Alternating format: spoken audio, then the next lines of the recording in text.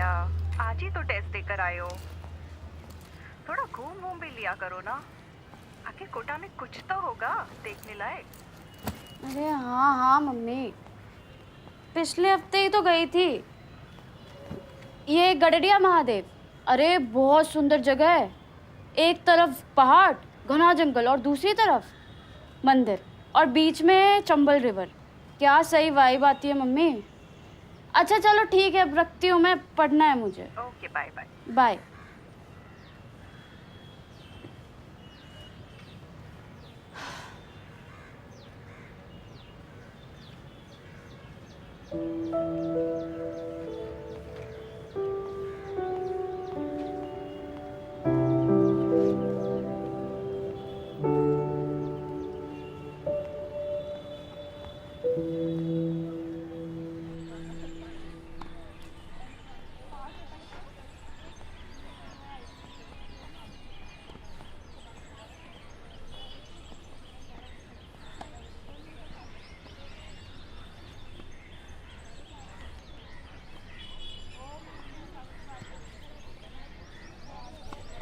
Thanks यार Atul. Electromagnetism कल कर लेंगे, टेंशन मत लियो, ठीक है? हाँ हाँ मिलते हैं।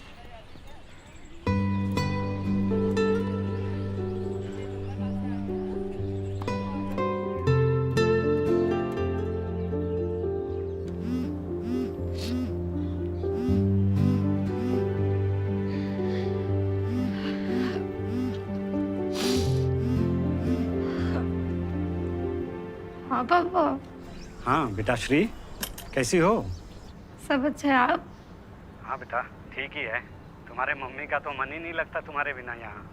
पसंद आ रहा है ना तुमको कोटा? हाँ अच्छा है, मतलब कुछ खास नहीं है बट ठीक है। समझ सकते हैं। जैसे सरोज आई थी कल शादी का न्योता देने, तुम्हारी बात हुई है उससे? क्या ही बोलेगी उसको, कि हमारी जगह उसको यहाँ पर होना चाहिए था। क्या हुआ बेटा? सब ठीक तो है ना? मुझे कब आएगा? बेटा सब ठीक तो है ना? दीजिए हमको। हेलो। श्री,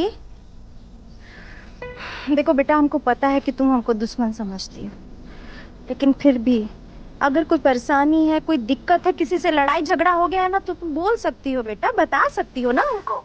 देखो श्री, हमको पता है कि डॉक्टरी की पढ़ाई मुश्किल होती है, सबके दिमाग में नहीं घुसती, लेकिन इसके लिए हम तुमको दोष तो नहीं दे रहे हैं ना। हमारे लिए तो इतना ही बहुत है कि तुम कोशिश कर रही हो। हाँ कोशिश तो पूरा कर रहे हैं। तब तुम कोशिश कर रही हो तो काहे अपना माथा फोड़ रही हो? हाँ और देखो बेटा, शादी आज बोल के ना कल नहीं हो जाएगी, उसमें भी समय लगता है, वो समय हम देंगे, हम बोल रहे हैं ना। इसीलिए कह रहे हैं, अगर नहीं मन लग रहा है तो बोलो, हम टिकट करवा देते हैं, तुम वापस आ जाओ। हाँ श्री, बोलो बेटा, दस्तार से करवा दे। हाँ करवा। हाँ? और ओके भाई श्री।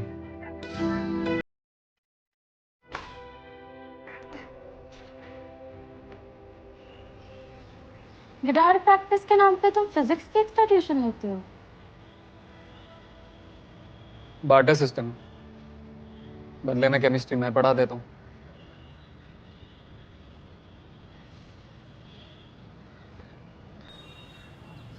सच बताऊँ तो फिजिक्स इज माय अकीलीज हील, इसलिए लास्ट ईयर नीट क्रैक नहीं कर पाया। 11th का बस या 12th का? दोनों, पूरा फाउंडेशन ही हिला हुआ है। जब उस दिन तुम लोग कैंटीन में सिलेबस डिस्कस कर रहे थे तो it really made me anxious, because I realise कि सिर्फ 10 ही महीने बचे हैं, I have a lot to do. Maybe that's why I acted the way I did. Sorry, मुझे पता नहीं। It's okay. If you don't mind me asking, last attempt में तुम्हारे कितने आए थे? 587. कोई भी अच्छा कॉलेज तो मिल जाता। I only want AIMS Delhi.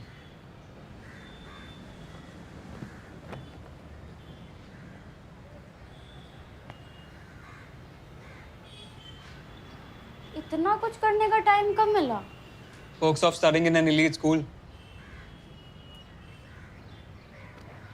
Australia? तुम गए हो या?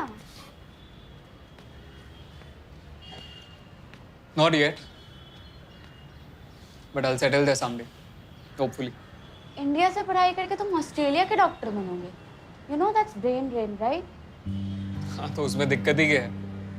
पैसे कमाने, एक बेटर लाइफ जीनी है. Just imagine sailing at the coral reef on weekends in Sydney. Why not? हाँ तो फिर वहीं जाके डॉक्टर बन जाओ. कितने पैसे लगते हैं पता है? हाँ तो फिर यहीं डॉक्टर बन के रहो ना.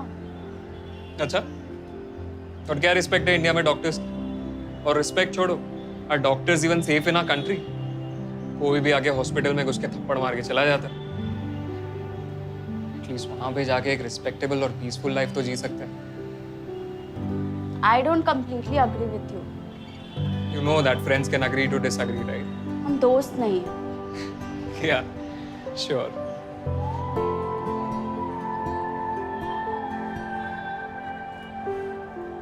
तो घर वापस जा रही हो? हाँ सर. कब लौटोगी? पता नहीं. टेस्ट में 2 नंबर आए हैं हमारे सर.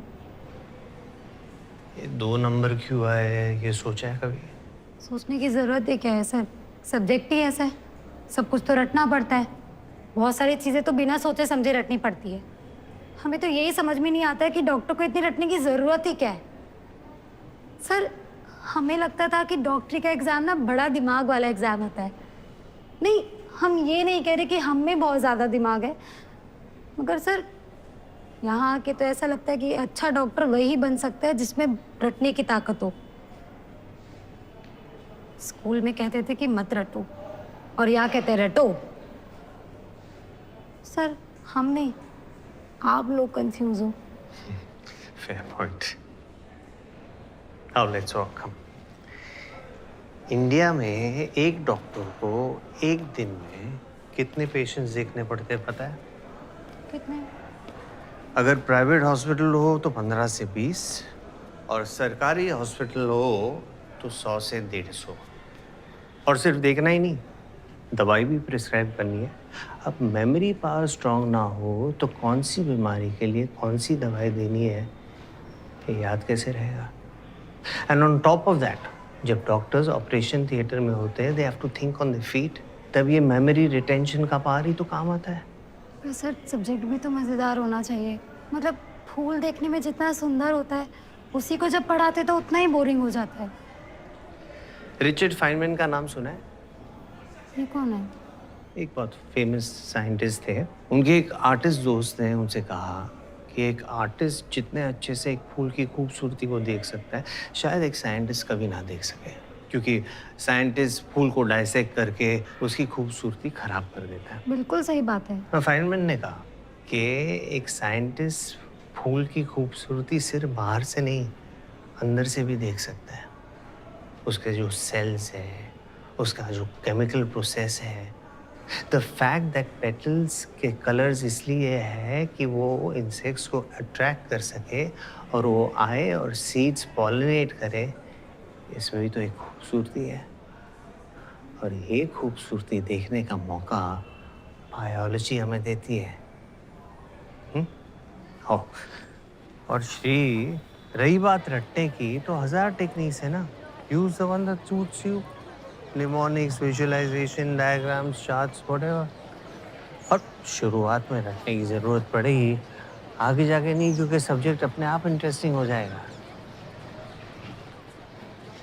अच्छा एक बात बताओ, तुम लेफ्टी हो ना? हाँ. पता है क्यों? क्योंकि तुम्हारे पापा या मम्मी में से कोई एक जन लेफ्टी होगा.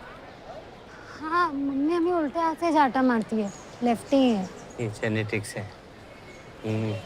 और तुम और तुम्हारी मम्मी मतलब जेनेटिक्स के हिसाब से सेम हो गया है ना?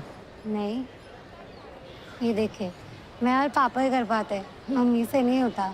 ये भी जेनेटिक्स है. कमाल की बात है ना. ये देखो, ये गुड़हल का पौधा, या तो हर फूल ही लाल है. मतलब क्या हर फूल सेम है? नहीं सर, पैटर्न पैटर्न्स डिफरेंट है। एग्जैक्टली सेम होकर भी अलग है। जैसे तुम और तुम्हारी मम्मी अलग होकर भी सेम है। बायोलॉजी का मतलब है लाइफ का कोड श्री। लाइफ के हर एस्पेक्ट का आंसर इस कोड में छिपा है।